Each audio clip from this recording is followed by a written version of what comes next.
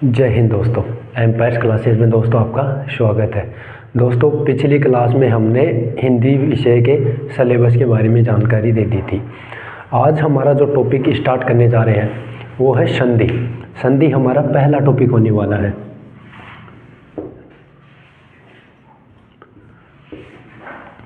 दोस्तों संधि पढ़ने से पहले हमें हिंदी विषय की कुछ भूमिका तैयार करनी होगी।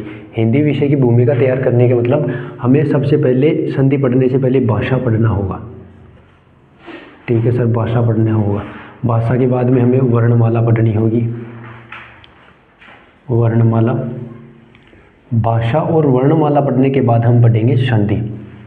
तो हमें पहले अपना जो बेसिक भूमिका है वो तैयार कर लेते हैं। भाषा, हिंदी विषय पढ़ने से पहले हमें हिंदी की भूमिका बनाना बहुत ज़रूरी है। बिल्कुल बेसिक से दोस्तों, बिल्कुल जीरो से हम हिंदी विषय को पढ़ेंगे और एग्ज़ाम तक हम हिंदी को इतना मजबूत बना देंगे। जो हमारे हिंदी विषय में 20 क्वेश्चन आने वाले हैं पूरे में से पूरे हमारे कंटेंट से हो जाएंगे। ठीक है सर। भाषा, भाषा शब्द जो है भाष धातु से बना है।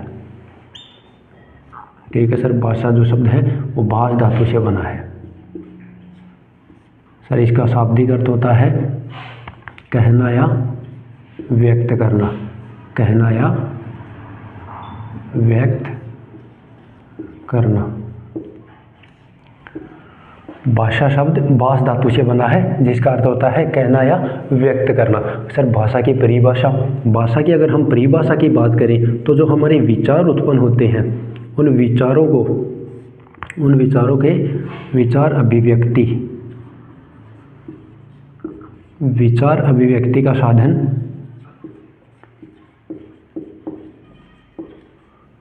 भाषा है। विचार अभिव्यक्ति का साधन ही भाषा है। भाषा भाष धातु से बन गया, भाषा की परिभाषा हो गई। ठीक है सर। भाषा के अगर हम प्रकार की बात करें, बेसिकली हम यहाँ भाषा के प्रकार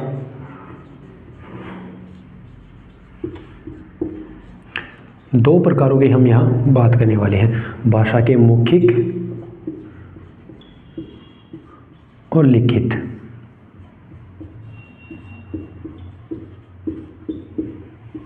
सर भाषा का मौखिक रूप और लिखित रूप, इसके अलावा सांकेतिक रूप भी होता है।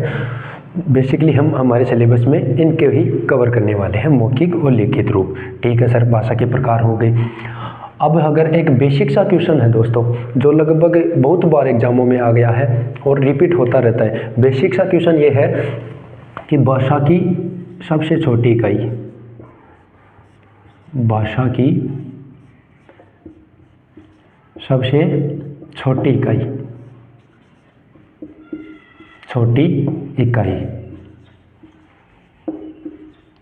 भाषा की अगर हम सबसे छोटी इकाई की बात करें, ये कुछ 4-5 क्वेश्चन है जो मैं आपको एक साथ बता देता हूँ। भाषा की सबसे छोटी इकाई हो गई, इसके अलावा भाषा की सबसे छोटी लिखित इकाई हो गई,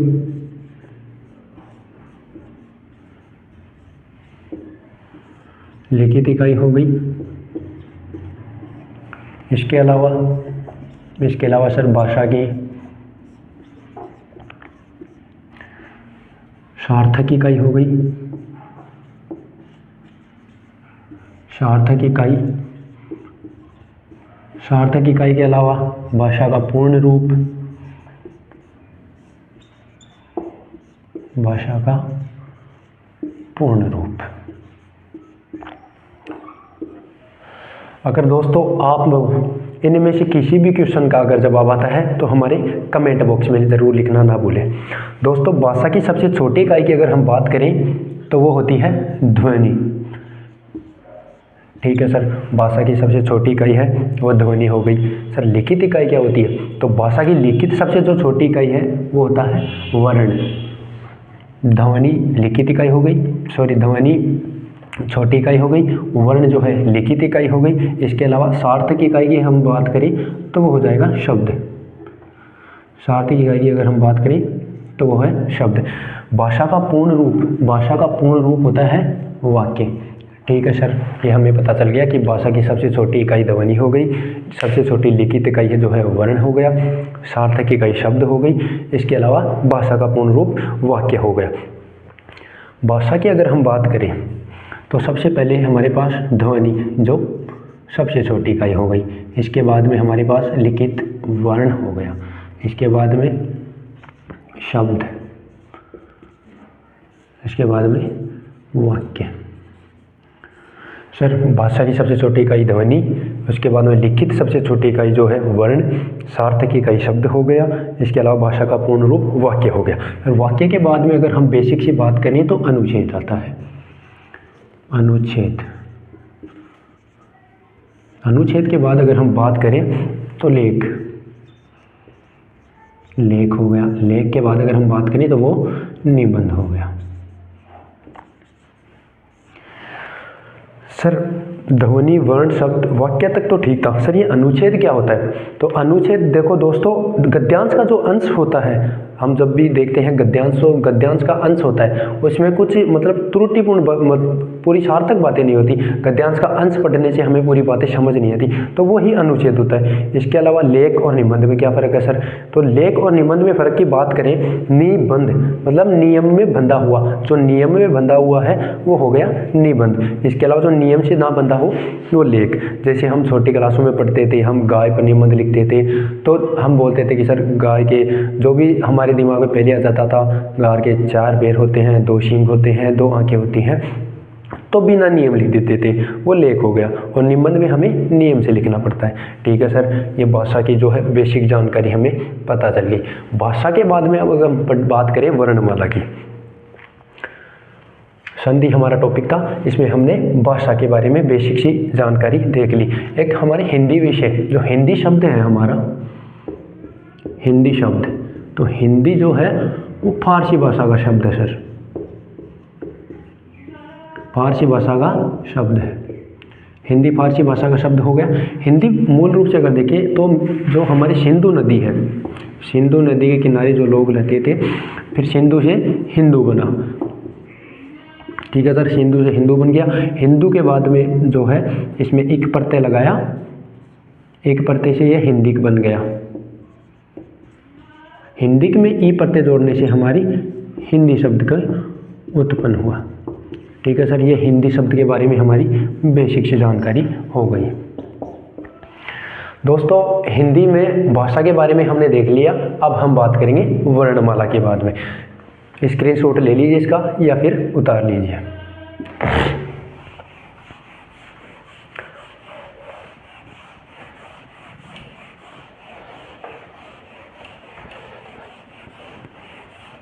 सर बात करें अब हम वर्णमाला की। वर्णमाला की बात करें, वर्णमाला कहते किसे हैं? तो सर वर्णों का जो सार्थक क्रम होता है, वर्णों का सार्थक क्रम, वर्णों का सार्थक क्रम ही वर्णमाला है।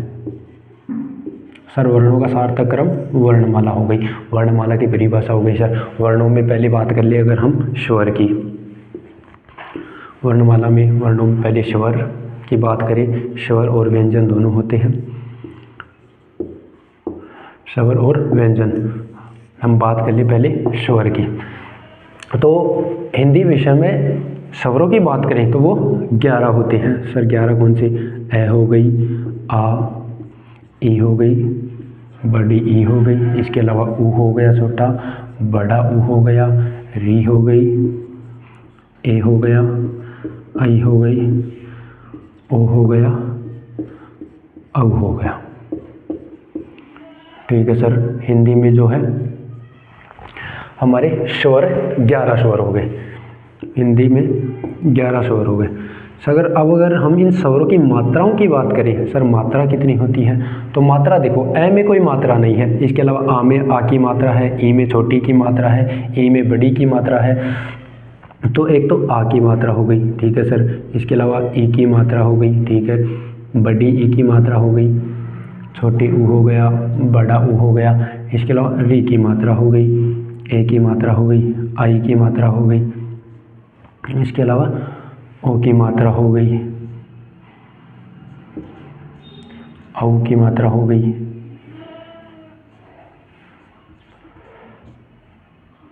तो हमारे मात्राओं की संख्या हो गई सर 10 मात्राएं हो गई, 11 स्वर है जिनमें ए में मात्रा नहीं है। ठीक है सर, हमारे वर्णमाला में स्वरों में 11 स्वर हो गए, 10 इनकी मात्राएं हो गई। बात करें अगर हम व्यंजन की, तो व्यंजन में देखो दोस्तों, प्रथम 5 वर्ग हैं क, ख, ग, घ, ड़,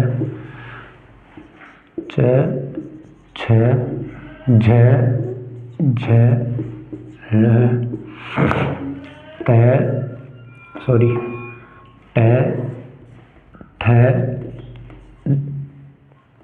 ढ, ढ, ळ, त, थ, ढ, ढ, ल। इसके अलावा प, फ, भ, भ और मैं। ये जो 5 वर्ग हैं, 5 वर्ग में पहले वर्ग में 5 वर्ण, दूसरे वर्ग में 5, तो ये जो टोटल हमारे 25 वर्ण हैं, इनको हम बोलते हैं स्पर्शी व्यंजन। स्पर्श व्यंजन। सर स्पर्श व्यंजनों की संख्या कितनी हो गई? 25 हो गई। ठीक है सर, स्पर्शी व्यंजन हो गए। इसके अलावा अगर हम बात करें, पहले इनका स्क्रीनशॉट ले लो। अब हम आगे बात करें, आगे अगर हम बात करें तो इसके अलावा ये, रे, ल और वह, सर इनको बोलते हैं अंतस्थ व्यंजन। अंतस्थ व्यंजन, अंतस्थ व्यंजन हो गए। इसके बाद में श, श, श और है, ये हो गए ऊष्मीय व्यंजन। ऊष्मीय व्यंजन, ऊष्मीय व्यंजन। ठीक है सर, ऊष्मीय व्यंजन हो गए, अंतस्थ व्यंजन हो गए। इसके अलावा हम संयुक्ताक्षर की बात करें, संयुक्ताक्षर की अगर हम बात करें, श,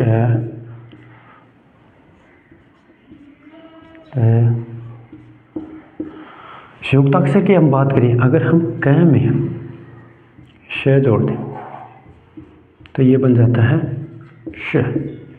इसके अलावा त्र में बात करें, अगर हम त में र जोड़ दें तो ये त्र बन जाता है। इसके अलावा अगर हम ज में अ जोड़ दें, सर ये हमारे संयुक्ताक्षर हो गए। इसके अलावा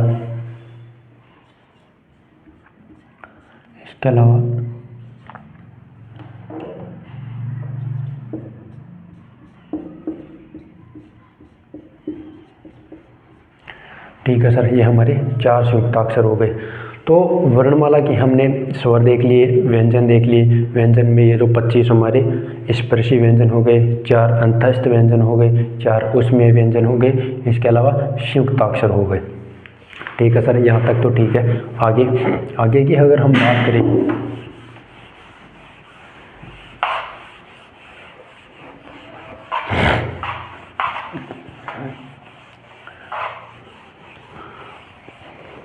आगे अलावा सर हमने देखा जो स्वर हैं उनमें ये नहीं आते, अन और अह, सर ये नहीं आते, तो इन्हें क्या बोलते हैं? सर ये अयोग वाह होते हैं, अयोग वाह।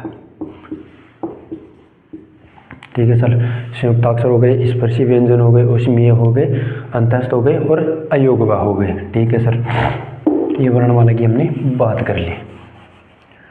अब हमारा जो टॉपिक होगा वो होगा संधि। संधि टॉपिक हम स्टार्ट करेंगे अपनी नेक्स्ट क्लास में। दोस्तों हमारे चैनल में जो कंटेंट आपको मिल रहा है वो बहुत बेहतर और शानदार आपकी तैयारी को बना देगा। इस कंटेंट से जुड़े रहिए, हमारे बेल आइकन को प्रेस कर दीजिए, क्लास को शेयर करना ना भूलें। जय हिंद दोस्तों।